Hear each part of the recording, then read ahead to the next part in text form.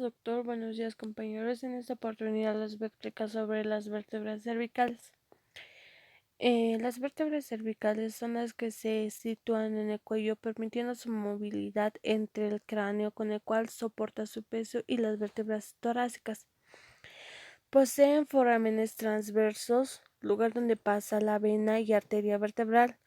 Las dos primeras vértebras cervicales tienen una morfología especial, por lo tanto se denominan atípicas, y sus nombres son respectivamente axis. La división de las vértebras cervicales. El axis cervical está constituido por dos partes anatómicas y funcionalmente distintas.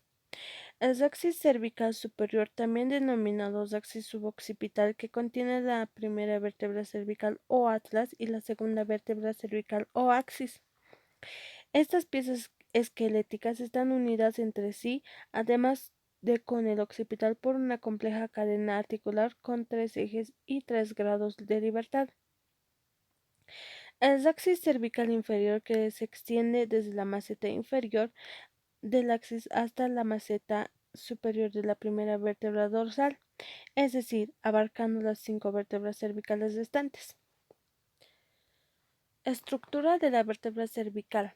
La vértebra cervical está conformada por las siguientes partes.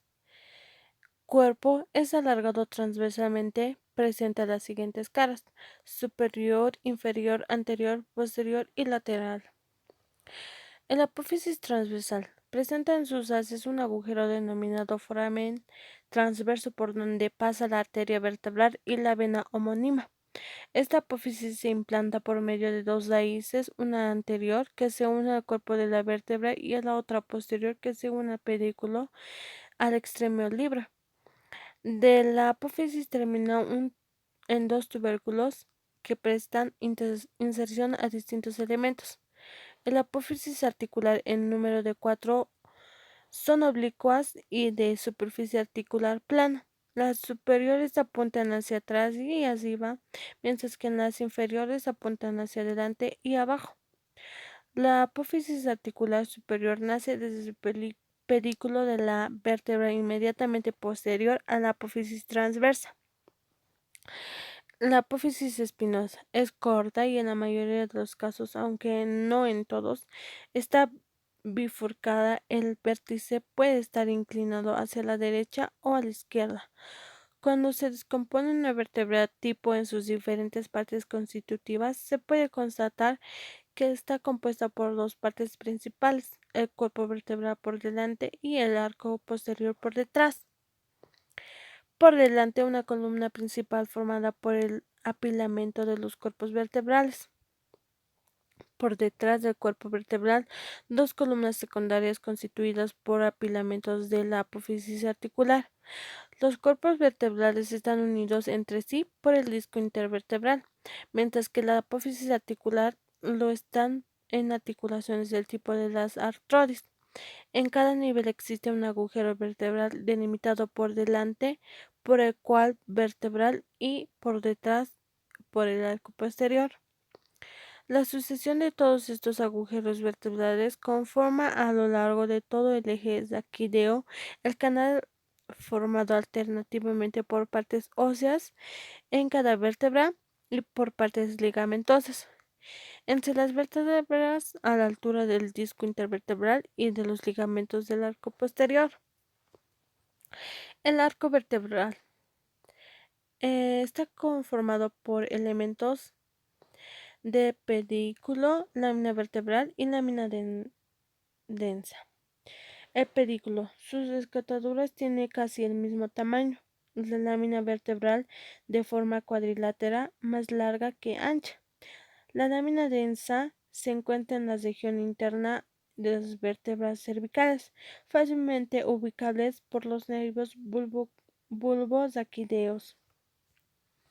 En la parte anterior, una pequeña eminencia central, el tubérculo anterior del atlas. En la parte posterior y siempre en la línea media, una carilla articular oval de eje mayor transversal, destinada a articularse con la apófisis odontoides del axis.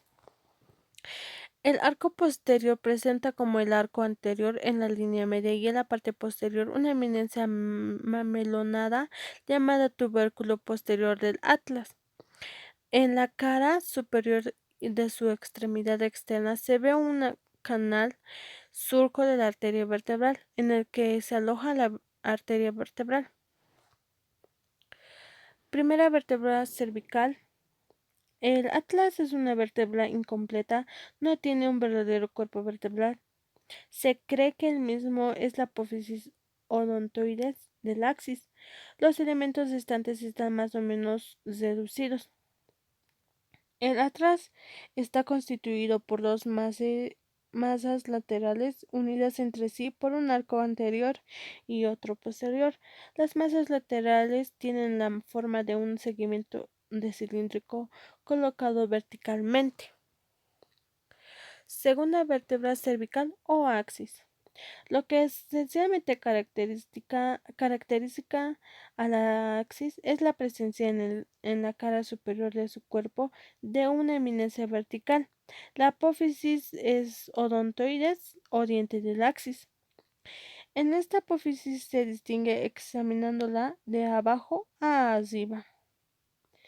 La base del cuello del cuerpo y el vértice en sus caras anteriores y posteriores se ven dos carillas articulares, la anterior para el arco anterior del atlas y la posterior para el ligamento transverso.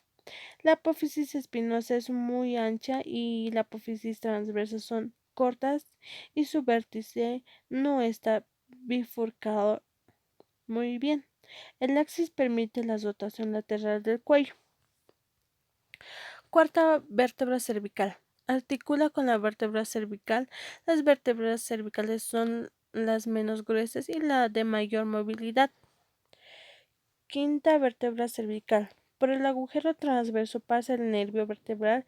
Esto solo sucede en la C5 y en la C6.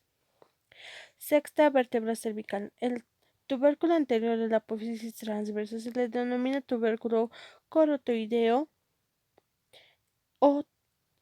o de manera distinta porque es más grueso y saliente que el de las otras vértebras. Por el agujero transverso pasa la arteria vertebral, raíz anterior de la apófisis, transversas bien desarrolladas. Séptima vértebra cervical. También se le llama prominente y se caracteriza por su larga apófisis espinosa no bifurcada. Además, se diferencian de las otras vértebras cervicales ya que la anterior vertebral no pasa por el foramen transverso, solo en ocasiones pasa la vena vertebral.